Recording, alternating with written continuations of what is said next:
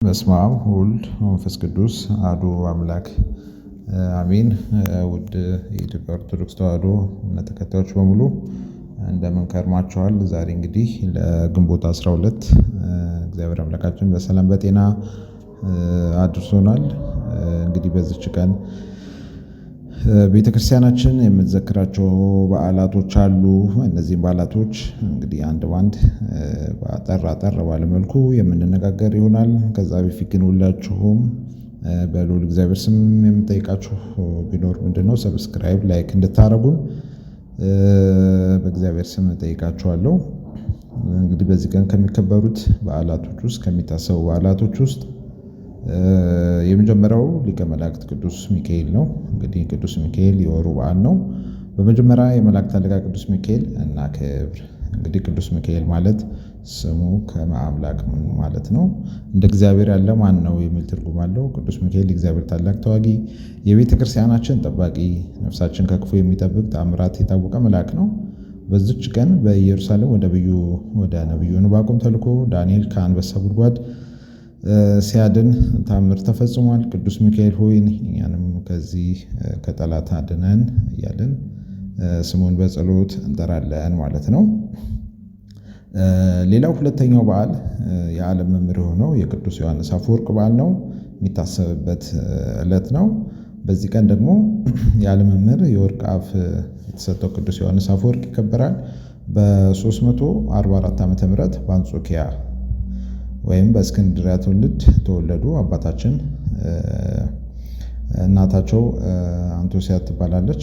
አባታቸው ደግሞ አስፋንዲኖስ ይባላል። ከትንሽነታቸው ጀምሮ በጥበብ መንፈሳዊ ሕይወት ተሞልተው ነበረ። በአቴና ጥንታዊ ፍልስፍናን ተምረው በኋላም ወደ ገዳመ ገብተው በጾም በጸሎት ተጉዘዋል። በ23 ዓመታቸው ተጠምቀው በኋላም ድቁና ክህነትን ተቀብለዋል። በቆስጠንጢንያ ሊቀ ጳጳስ ሲሆን የተናገሩትን ቃላት በጣም ጣፋጭ ተጽዕኖ ፈጣሪ ስለነበረ እንግዲህ አፈወርቅ ተብለው ተጠሩ ማለት ነው። ድንግል ማርያምን ክብር በግልጽ ተናግሯል። ስለዚህ በዚህም የተነሳ እመቤታችን ቅድስት ድንግል ማርያም አፈወርቅ እንዳለቻቸው ይነገራል ማለት ነው። በአንድ ወቅት አንድ ሴት በቤተ ክርስቲያን ስትጸልይ ቅዱስ ዮሐንስ የተናገሩትን ቃል ሰምታ ይሄማ ዮሐንስ አፈወርቅ ነው ብላ እንደተናገረች ይነገራል። የእመቤታችን የቅድስት ድንግል ማርያምን ስዕል አፈወርቅ ልሳነ ወርቅ ነው ብላ ተናግራለች። ቅዱስ ዮሐንስ አፈወርቅ በትምህርት በጸሎት ከኛ ጋራ አብሮን ይኖር፣ በረከቱ ይደርብን ማለት ነው። በዚህ ቀን እንግዲህ ዋናው ሌላው በዓል ምንድነው? ሐዲስ ሐዋርያ አቡነ ተክለ ሃይማኖት ፍልሰታ አጽማቸው ነው ማለት ነው። በዚህ ቀን የሚከበረው የኢትዮጵያ ብርሃን ሐዲስ ሐዋርያችን አቡነ ተክለ ሃይማኖት በዚች ቀን ፍልሰታ አጽማቸው የአጥንታቸው መዛወር በታላቅ ክብር ይከበራል ማለት ነው። በ1197 ዓ.ም በሸዋ ደብረ ጽላልሽ ወይም ደግሞ ዞረሪ አካባቢ ካህኑ ጸጋ ዘአብና ከእግዚአብሔር ተወለዱ። በሶስተኛው ቀን ከእናታቸው እቅፍ ወርደው አሐዱ አብ ቅዱስ፣ አሐዱ ወልድ ቅዱስ፣ አሐዱ መንፈስ ቅዱስ ብለው ሥላሴን አመሰግኑ። ስማቸውም ተክለ ሃይማኖት የሥላሴ ተክል ተብለው እንደተጠሩ ገድላቸው ይነግረናል። ከታዋቂው አቡነ ኢየሱስ ሞዐ ጋራ ተገናኝተው በጾም በጸሎት ሕይወት ተመሩ። ብዙ ታምራትን ሰርቷል። አንበሳን በቃላቸው ገድለው ሆድ መቃብራቸው ሆነ።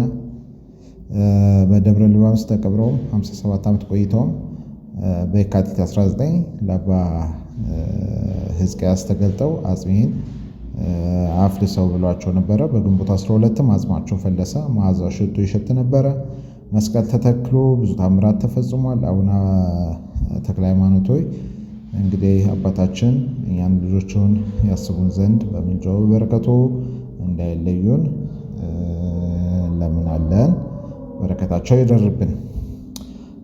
ሌላ በዚህ ቀን የምትታሰበው እናታችን ቅድስት ክርስቶስ ሰምራ ነች።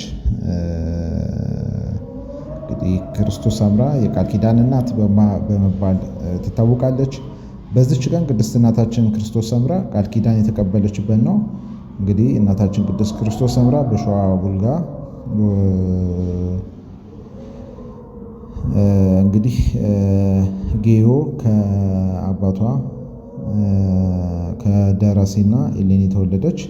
በጾምና በጸሎትና ብዙ ነፍሳትን ከገሃነም አውጥታ ወደ መንግሥተ ሰማያት ያስገባች እናታችን ነች። በተለይ 10,000 ነፍሳትን በጸሎቷ እንዳነስተ በገድሏ ላይ ተቀምጧል። ባሏንና ልጆቿን ትታ መነኮሰች። በጣና ባህር ውስጥም 12 ዓመት ቆማ ጸልያለች።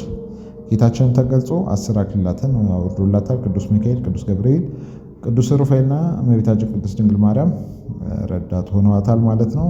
እንግዲህ የእናታችን የቅድስት ክርስቶስ ሰምራም በረከቷ በእኛ ላይ ይደርብን፣ ምልጇ ቸርነቷ አይለየን። ሌላው እንግዲህ ውድ ተመልካቾቻችን እንግዲህ በግንቦት 12 ስንክሳር የተጠቀሱ ቅዱሳን ሁሉ ለእኛ የሚጠቅሙን የሚያማልዱ ናቸው። እንግዲህ ጸሎታቸው በረከታቸው ሁሉም ከኛ ጋር ከሀገራችን ከኢትዮጵያ ጋር ከሕዝቦቿ እንዲሁም ከሕዝበ ክርስቲያኑ ጋር ለዘላለሙ ሲጠብቀን ይኖር፣ አሜን።